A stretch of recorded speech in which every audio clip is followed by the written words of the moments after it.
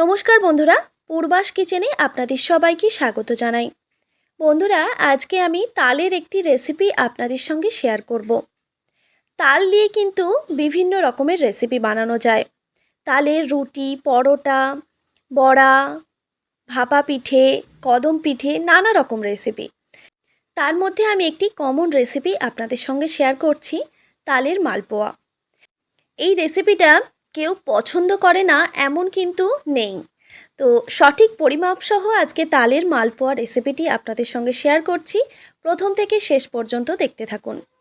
প্রথমেই আমি একটি বাটিতে হাফ কাপ পরিমাণে সুজি ভিজিয়ে রাখছি। প্রায় 10 মিনিট মতো আমি সুজিটাকে ভিজিয়ে রেখেছিলাম। দেখতেই পাচ্ছেন সুজিটা কিন্তু ভিজে একদম নরম হয়ে গেছে। এবার আমি সুজিটাকে একটি বড় পাত্রে ঢেলে নিচ্ছি। এবার হাতটাকে পরিষ্কার করে ধুয়ে নিয়ে তারপর সুজিটাকে হাতে করে মেখে নিতে হবে, ঠিক এইভাবেই।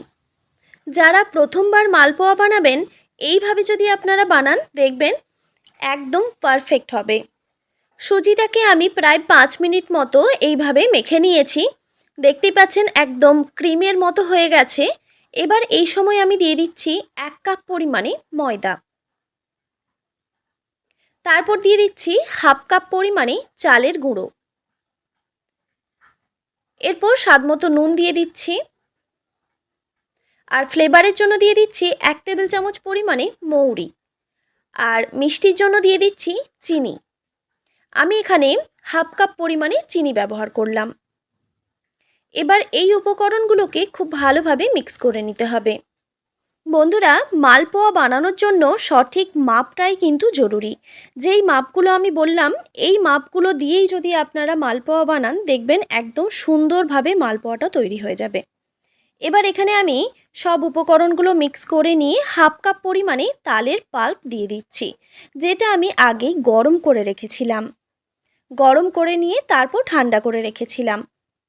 এবার এই উপকরণগুলো খুব ভালোভাবে মিক্স করে নিতে হবে। আর এখানে বলে রাখি, আমি যে হাফ কাপ পরিমাণে চালের গুঁড়ো নিয়েছি, আপনাদের কাছে যদি চালের গুঁড়ো না থাকে তাহলে সেক্ষেত্রে চালের গুঁড়োটা স্কিপও করতে পারেন। কিন্তু যদি হাতের কাছে থাকে তাহলে অবশ্যই ব্যবহার করবেন। এবার একটু একটু করে জল দিয়ে একটা স্মুথ ব্যাটার বানিয়ে নিতে হবে। এরপর এখানে আমি দিয়ে দিচ্ছি 2 টেবিল চামচ পরিমাণে ড্রাই কোকোনাট পাউডার।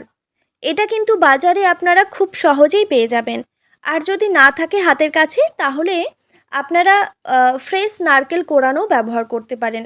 আমার মনে হয় ফ্রেশ নারকেল কোড়াটাই বেশি ভালো লাগে। আমার হাতের কাছে ফ্রেশ নারকেল ছিল না, তাই এটাই আমি ব্যবহার করলাম। এবার দেখুন একটু একটু করে জল দিয়ে একটা স্মুথ ব্যাটার আমি বানিয়ে নিয়েছি। ব্যাটারের ঘনত্বটা ঠিক এই রকমই হতে হবে। এর থেকে আবার খুব বেশি পাতলা হলেও কিন্তু ভালো হবে না, আবার খুব বেশি গাঢ় হলেও একদমই ভালো হবে না। ঠিক এই ব্যাটারের ঘনত্বটা আপনাদেরকে মাথায় রাখতে হবে। এবার দেখুন একটি কড়াইতে আমি পরিমাণ মতো সাদা তেল গরম করতে বসিয়ে দিয়েছিলাম। এবার তেলটা যখন গরম হয়ে যাবে, তবে হাই ফ্লেমে কিন্তু মালপোয়াগুলো ভাজা যাবে না। গ্যাসের ফ্লেমটা মিডিয়ামে রেখেই মালপোয়াগুলোকে ভেজে নিতে হবে। প্রথম প্রথম কিন্তু একটা দুটো মালপোয়া এরকম ফুলবে না, একটু খারাপ হবে, সেটা সবারই হয়ে থাকে। তো তেলের টেম্পারেচারটা যখন ঠিক হয়ে যাবে তখন দেখবেন মালপোয়াগুলো সুন্দরভাবে ফুলে উঠবে আর প্রত্যেকটা মালপোয়া একদম ফুলকো হবে। প্রথম একটা দুটো খারাপ হবেই, তো সেটাও আমি আপনাদের সঙ্গে শেয়ার করলাম। দেখুন এই মালপোয়াটা কিন্তু ফুলেনি, আপনারা সেটা লক্ষ্য করেছেন। তো এটাকে আমি ভালোভাবে ভেজে নিয়েছি। এবার আমি তুলে নিচ্ছি। আর কোনোভাবেই কিন্তু গ্যাসের ফ্লেম হাই করা যাবে না। গ্যাসের ফ্লেমটা হাই রেখে যদি আপনারা তেলের মধ্যে এই ব্যাটারটা দেন দেখবেন একদম মানে ছড়িয়ে যাবে, তেলের মধ্যে ছড়িয়ে যাবে, মালপোয়াটা ঠিকমতো তৈরিই হবে না। তাই গ্যাসের ফ্লেমটা অবশ্যই মিডিয়ামে রেখে এই মালপোয়াগুলোকে ভেজে নিতে হবে।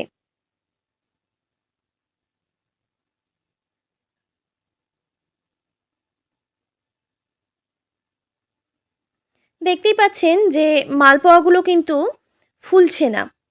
তো আমি এটা দ্বিতীয়বার দিলাম। প্রথমবারেরটাও ঠিক এই রকমই হয়েছে আর দ্বিতীয়বারেরটাও এই রকমই হয়েছে। তেলের টেম্পারেচারটা যখন ঠিকঠাক হয়ে যাবে তখন মালপোয়াগুলো একদম পারফেক্ট হবে। তো আমি আবারও একটি আপনাদের মালপোয়া ভেজে দেখাচ্ছি।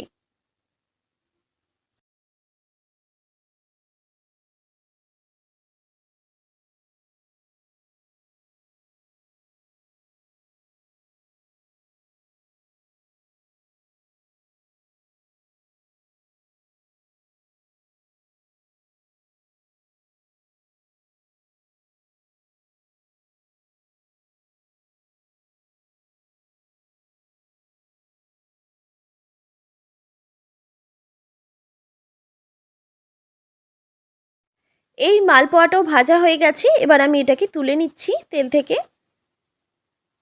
এবার আরও একটি মালপোয়া আপনাদের দেখাচ্ছি। এবার প্রত্যেকটা মালপোয়া দেখবেন একদম ফুলকো হবে। গ্যাসের ফ্লেমটা এখন কিন্তু আমি মিডিয়ামেই রেখেছি।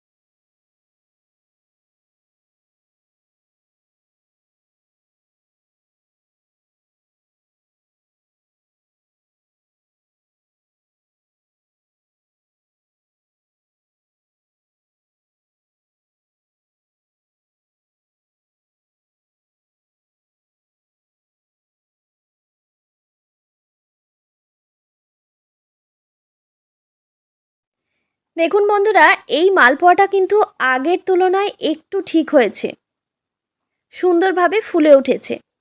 এবার যে পরের মালপোয়াগুলো হবে আরও সুন্দর হবে।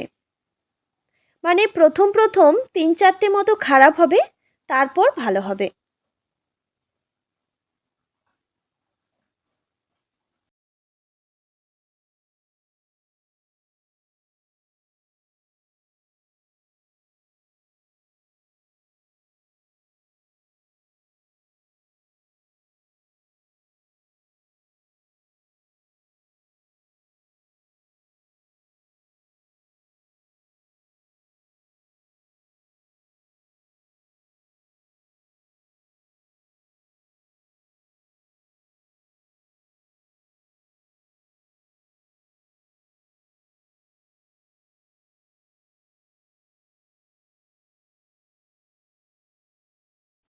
দেখুন আরও একটা রেডি হয়ে গেল।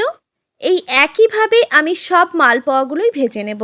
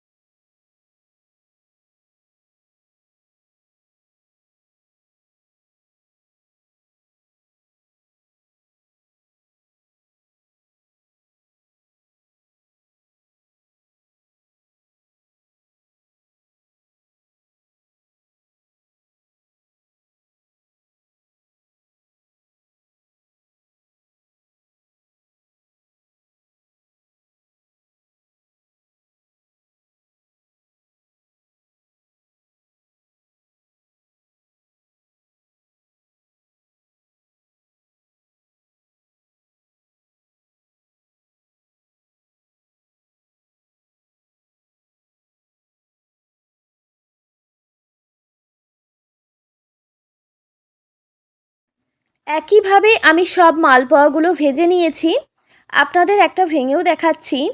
দেখুন দেখতে কতটা সুন্দর হয়েছে, আর খেতেও কিন্তু ভীষণই টেস্টি হয়।